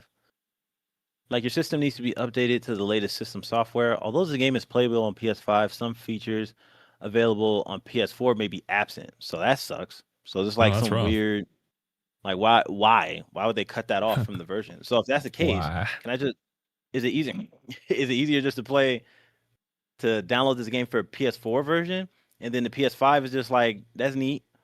You have that capability. Like but other than that, would be weird, yeah. Yeah, because I saw this game is $20 worth, but like if I have PlayStation Plus, I could just get it for free. Full free. As long as you have PlayStation Plus. Yeah. I guess. It's I mean, hey man, it's a little odd. I don't know if they're just gonna keep having that as a function. That mess is pretty dumb. But I don't know, man. Also, hold on. Yeah, it's weird. I almost forgot. Well, what was the thing? Did you hear? Wait, did anybody bring that up in the chat? What? What did we? I feel like it would have been something. It felt like something Mark would have brought up. Do you guys hear that thing that happened with Blizzard? Right, that the Blizzard dude. The Blizzard dude. Let me see. I forgot his name. He used. Crap. Hold on. Let me find it. Because not only I got sent it. Yeah. Jeff Kaplan. He was a co-creator. Come on, stupid phone. All right. It was a co-creator of Overwatch. And when he was talking about when he left from Activision Blizzard. Joe Kaplan. Co-creator of Blizzard, right? Okay. Hold on, wait, let me put this in. Yeah, okay. Because I think I may have remembered this of Overwatch, right? Yeah. Yeah, they're Jeff. Oh, yeah. I think he talked about this recently. Yeah. Anyway, but yeah, I saw the video. He was having an interview about it. My thing was, okay. This is so stupid to me because I think there's like somebody who might have. There's always this thing about like corporations and companies making money. That's not the making money part is not the issue, right? But the numbers that they ask for can be so dumb. I'm just thinking, I don't understand that. Okay. There's like the you know, the whole corporate greed thing. Like, that's a very true thing, sure. But I would hope that if there's a line of being, what's the word? There's a line of being profitable, also being safe, because I think most companies don't want to take risks on anything super creative unless there's like a field test group or whatever the crap they got to do to save their money, sure. Or like we'll probably get more remakes and remasters and ports and all this other stuff to keep money cycling, sure. Whatever you got to do to make it like more of a safer investment when you're putting all this money into this, because games are expensive. But like, as pivotal as Overwatch was, because Overwatch is super impactful to a point even I didn't even think about until I heard it. What was it again? Man, I only watched like a few people. It's either Hokage or Max. Max, honestly. Gotcha. Like, your video games, I'll stick on them, right? But Hokage mentioned like how impactful Overwatch was. I played Overwatch a bit. I just like, I wanted to get into it because I think Brian and Gabe played it. And I remember playing a bit of it when Gabe had it, but I was just like, I'm lazy. I got where's Sonic or something. But like, I'll probably go and play Super like Sonic. I'll just go play. Yeah, I'll play like either like my fighting games or Metroidvanias and stuff. But respect to the fact that Overwatch inspired like the hero shooter, which is why you'll have people who tried to do dumb live service games like God of War or Concord, but they'll never have the success like what's his face that's going on right now with Marvel Rivals. And we got Marvel Rivals because of Overwatch, right? Very much. So influential, actually. It's just so weird because I'm not. Gosh, so stupid. If you hold on, where's the video? Because he was asked to make sure that they need to make X amount of money at like this frequency, and I'm just thinking, okay, whatever number this dude said must have been crazy. It must have been like, because bro, skyscrapers tall. Yeah, they're like all the digits they add to this guy, and they were putting the pressure on him to do so. And I'm just thinking, like, man, y'all can't keep this. They can't have this weird dynamic and relationship of being anti-consumer and disrespectful to consumers, and also to the devs, because it's like, bro, there's a demand that just doesn't make sense. If which it probably will never happen. If there's ever a point where I could just see how much these folks need to break even and then have a consistent profit going, because after breaking even, that's whatever. Like, you made your money back, sure. But for a game like Overwatch, like microtransactions or whatever other nonsense you need to do, you still need to have like an incentive that caters to the consumers. So you got to work on giving time to that, which I'm pretty sure you're gonna need somebody to pay for, any kind of was it like surveying or like any kind of interest for like research to do that, to understand what your player base is asking, while also meeting a demand. I'm like, bro, how much money do y'all need? Because honestly, in my opinion, I feel like all the people who ask for these crazy demands and numbers to be met on top of deadlines, they don't see it. I don't think they don't care about it. They don't really care about the people who have to put the work for it. Because if you were to invest into them properly to maintain some crazy number that, like, is it being projected already? Like, do you see a pattern of that happening, or are you just taking the initial numbers of like launch day or like every other season or something? Like, how are you calculating these numbers rather than just what can make my pockets the fattest? That doesn't make any sense. To me. No, like, I get it. To be honest, I think like, it's tough because, there's a lot of trust and mistrust within like consumers versus like these game industries, and Xbox is kind of at the center of that, where it's like Phil Spencer says this, meanwhile Microsoft does that, and it's like one of those things like, well, what happened? And I think the issue might be, and I'm not in those meetings, but it could be one of those things where like one party pushes for one thing and the higher ups say no, that doesn't do the money. So let's move on to another thing, aka Tango Gameworks gets booted, and then all of a sudden Sarabana just leaves. I'm like immediately like, wait, what's going on? I mean, but that's suspicious. I don't even like. That's just, I don't know. I can't really say like on her behalf. I'm just looking at the current Overwatch thing, and I'm trying to see what it is here. Someone summarized it pretty decently over on X, so I guess I'll just use that, in the sense that they say, in quote, like, I got called into the CFO's office, sits me down and says, Overwatch has to make Beeps amount of money in 2020. And then every year after that needs a recurring revenue. And he says, if it doesn't happen, we're going to have to lay off 1,000 people, and that's going to be on you. And it's like, what the hell? Like, why they put that all on that guy? Why would you? God, bro. No, that's crazy. That's annoying. That's super annoying. How many people sat them down? Was it like a group of 5 dudes? Just like, here's a chair, and it's just like, all right, buddy. I don't want you to look anywhere else but at me. All right. See that? Like, I'm picturing like 15 feet, like tall robes, just like like as a council, and you're just like this little guy, like a little penguin looking up. Like, I'm thinking of V for Vendetta, where it's just like a dark room and there's like 5 people, and it's just like, it's either that or I don't know, man. Like, I just don't understand like where this kind of calling comes from, to where they put it on him. Like, what? Like, why? Like, it doesn't make any sense to me. Like, to be honest, so rude. He was a co-creator, so they're like, you have creative input, and if your creative input isn't enough to like garner attention of people to give us more money, you're a jerk. Like 1,000 people, like that's basically it, right? Let me, like why, bro? I can never, man, because if somebody talking to me like that, especially from like, bro, video games, the art fuel behind it is crazy, and yet that's why they don't understand like most of this stuff. You need like a good foundation of people who actually have a creative drive to keep it going.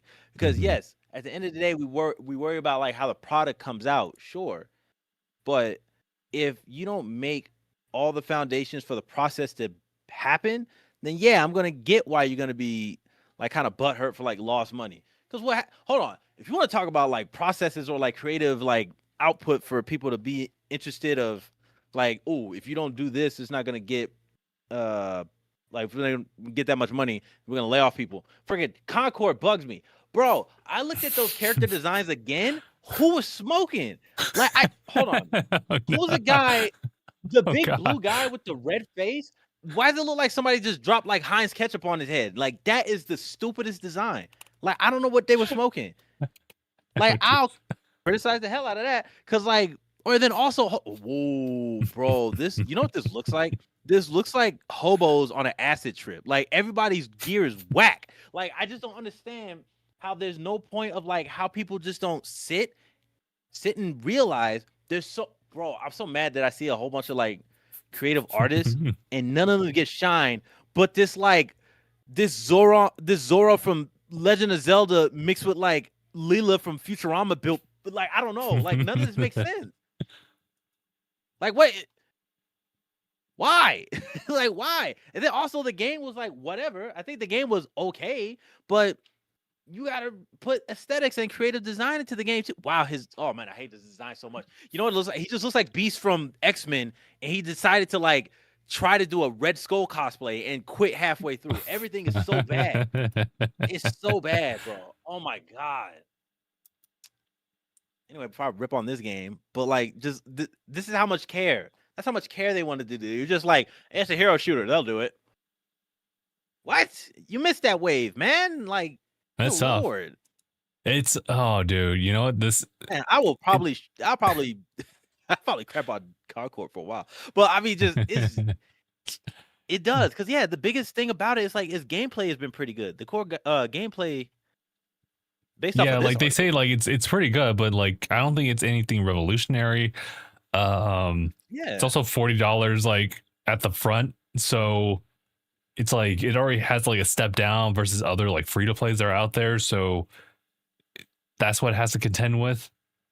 But That gear is I so think whack. another Yeah. issue, and it stems a lot to just like things in general, is the fact that there was a bit of acceleration happening at a certain point, but people catch on to it and then invest themselves into that after that initial run's already passed. So therefore, like no one's that interested anymore. And that happens in not just video games. We're talking about just like in life in general. It's kind of rough.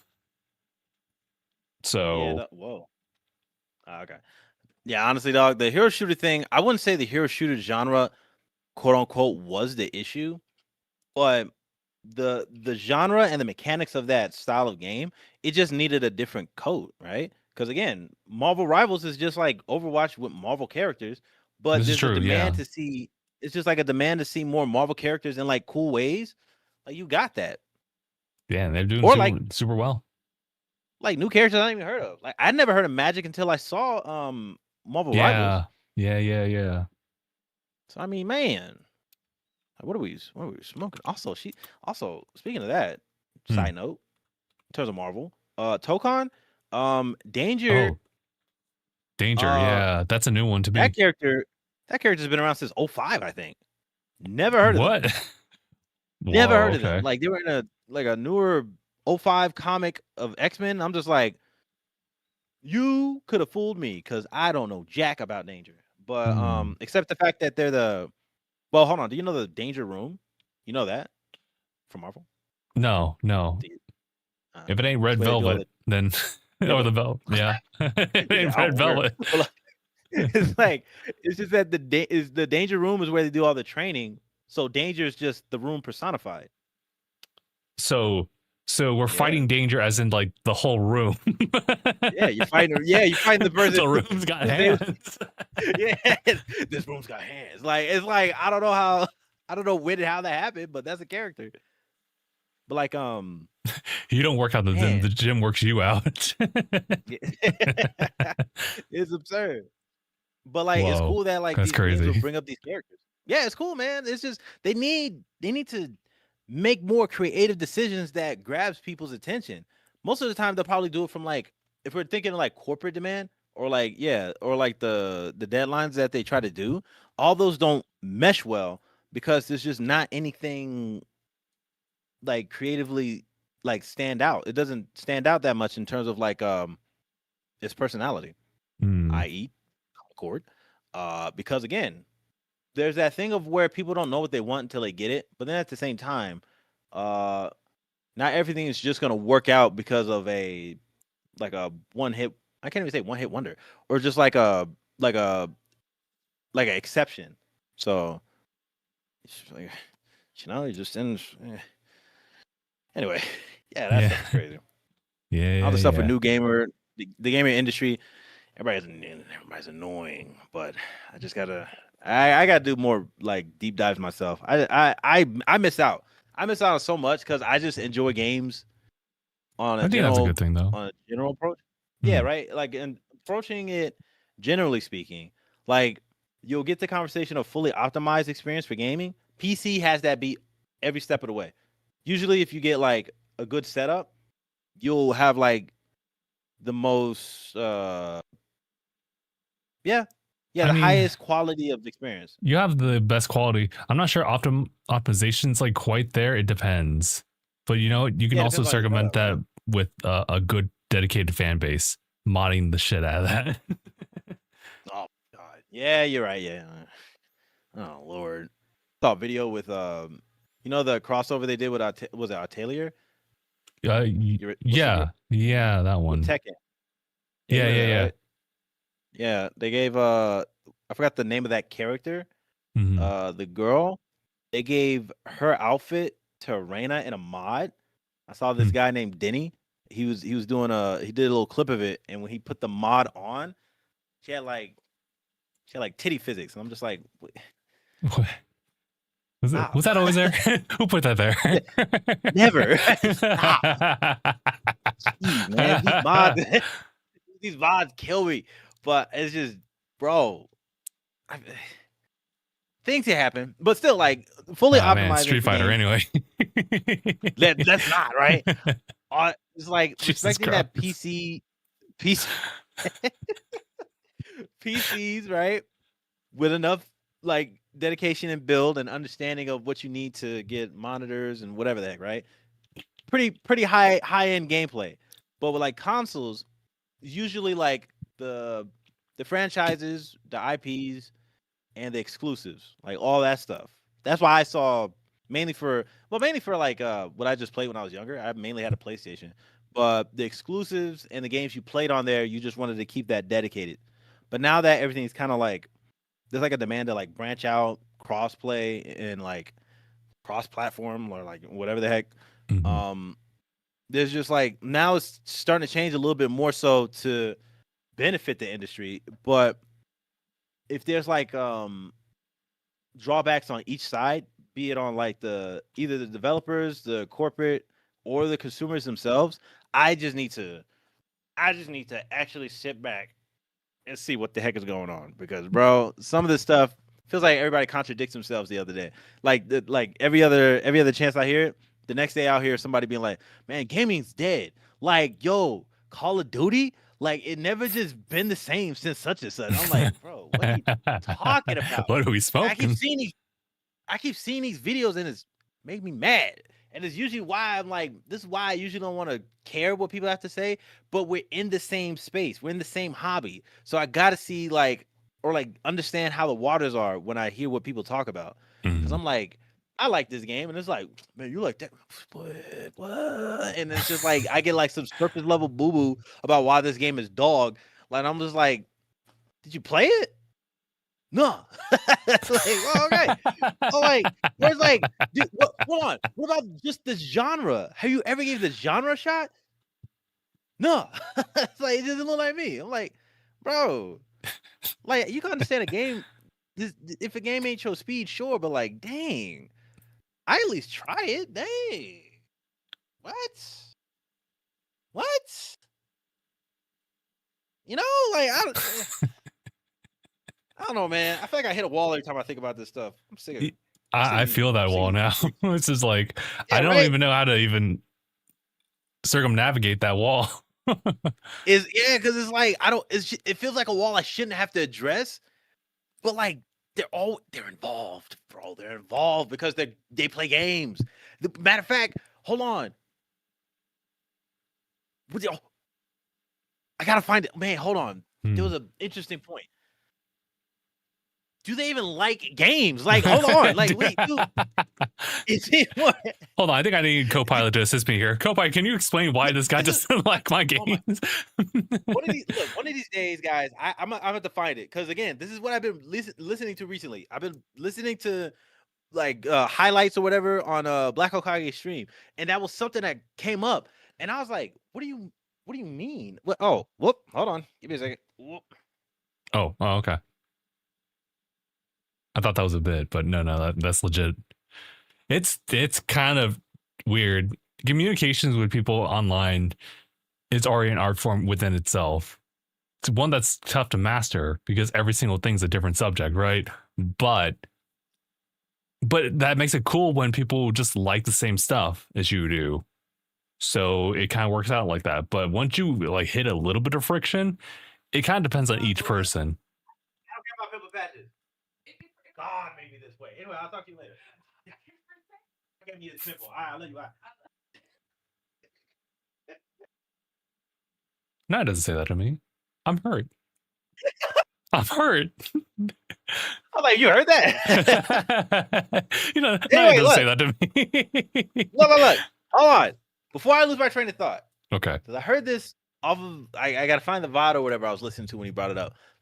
Let me see if I can remember like the line of reasoning as to why they think people who do this, like who complain about games, but then like why wouldn't they like games? So the line of reason I can remember, like it's weird because it's more of like it was more towards, is it multiplayer? I think it was multiplayer games. Okay, you play games as an escape. Like sometimes that's like the easier, like direct line of like, I just want to chill out, take my mind off of some other stuff that I'm doing. I want to play some games, especially when you got a 9 to 5, right? But like multiplayers, when you're playing a game, but like you kind of take away the fun depending on how you approach the game, because sometimes you don't even enjoy like playing the game if it's too difficult or something like that. Like why would you make it? Yeah, like why would you make it like an effort to like be a pain in everybody else's side when they want to just play a game? Like why would you do that? Or like not even just the people playing on multiplayer, but also people who trash gaming as a whole. Why would you even put any kind of effort into dissing games and the industry and giving no like what's the solution? It's just, or like sometimes even the solutions might be half baked. Like it'll be some nonsense like, yeah, there's a whole thing about I think I brought it up earlier, right? The thing with Intergalactic, they say she's not like some, or even with Ghost of Yote, right? They weren't like hypersexualized like a freaking Stellar Blade kind of character, right? That's crazy. We don't need that, all right? Not every game has to have like bombastic boobage, all right? We don't need all that to enjoy a game. Like, and then even like to kind of counter what I was mentioning with Concord, like we need competent designs. We need something that like is nice to look at. Bro, don't give me a psychedelic trash dump. I don't need that for like character designs and all that stuff. But do these people actually like games, or are they just enjoying being a part of the discourse just to be a thorn in everybody's side? It's like, what? Like, what's the term? What's the term I've been seeing? Like, people are grifting? Because, like, there's a demand. There's a demand or, like, an audience for people who just enjoy being in the dumps of negativity, which is, like, weird as hell. I'll never understand that. But when it goes to, like, having a grievance about a game and then having an issue on a superficial level, you'll never get anything of substance, like, brought out to kind of fix whatever problem could be happening with gaming as a whole. So I'm just like, it just that kind of made sense to me. But like I think it might just only be for a grifting point. Like these people who criticize games with no real answer or no real like criticism constructively to make things better, they probably don't like games. They just probably like the attention and or money that comes with it, because that doesn't make any sense to me. Maybe they just want to say their speak or say their piece, and that's all they want to like put out there in the universe, you know? And sometimes that turns a little ugly and they put that on somebody else, you know? I mean, I could say like, I hate this mechanic in a game, and and that's valid. But then if I turn that to you, that's the problem. That's the problem. Yeah, if it's more like something I don't even experience and there's like an issue with a game that I don't know, maybe I might not even play, that's not something to kind of like throw a wet towel on what I'm doing. Like honestly, you know what? Mechanic I don't like that I played recently. I don't like the parry in Tunic. I wish it was better. I didn't know it had parry. I thought it was just like, I thought it was Souls like dodging and then like swack and then shield and then roll back. I didn't even know they had that. Okay, that's actually kind of funny. I jumped through the train. What'd you do? I jumped over it.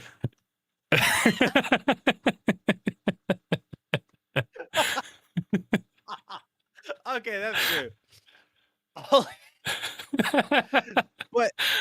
But still, the game as a whole is fun. So it's just, I don't know. I don't know how people could like, I don't know how people could just like take one bit and try to poison the entire thing. Is how rich are they? How rich are they, or how much attention do people actually validate them with? I'll never know. But the fact that it changes depending on how the person could be, it's just going to be a perpetual issue. So yeah, I don't know if it's going to be going away anytime soon, but I need to equip myself, because you know what? I don't like those kind of people. So that's fine. That's fair. I was thinking about it, like part of me was kind of hesitant on like doing like these types of talks on the podcast, this episode specifically, because it's talking about AI, and now we're kind of talking a little bit more about like players' feedback in not the most positive way.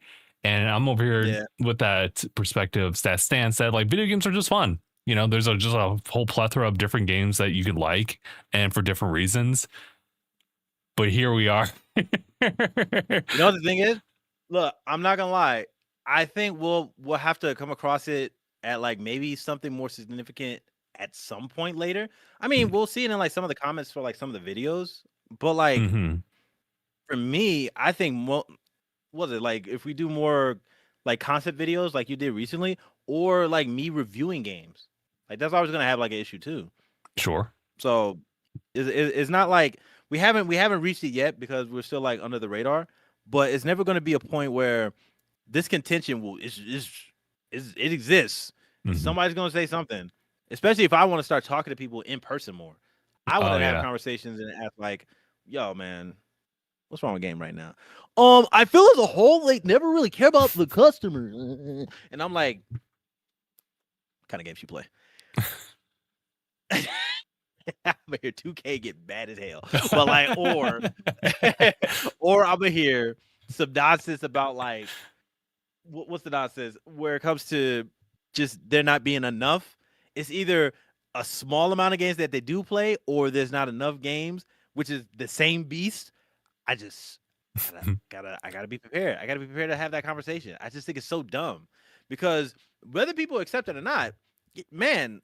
You know what we had? I don't think we talked about it before, which is something I saw Max mention because I saw them do this for Capcom. Surveys are super important. Like, bro, like, man, it's so much so that Dino Crisis was like making like top of the list in like Capcom surveys.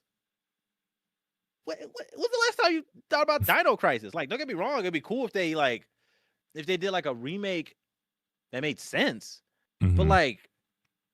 I forgot, like the main character girl, I think she won over Chun-Li in like a ranking or something. I forgot what it was, but I was like, really?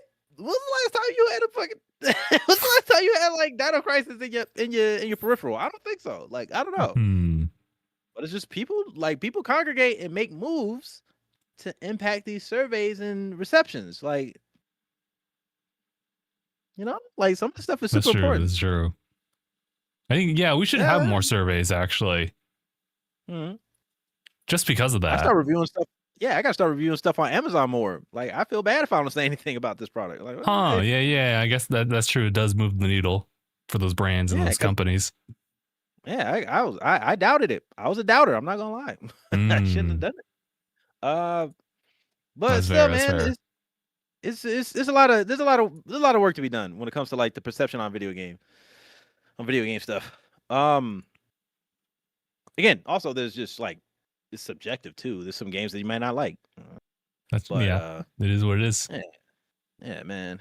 But outside of that, I think I'm done. I'll be on a soapbox every Saturday at this point because all the stuff I've been seeing. But golly, I feel it.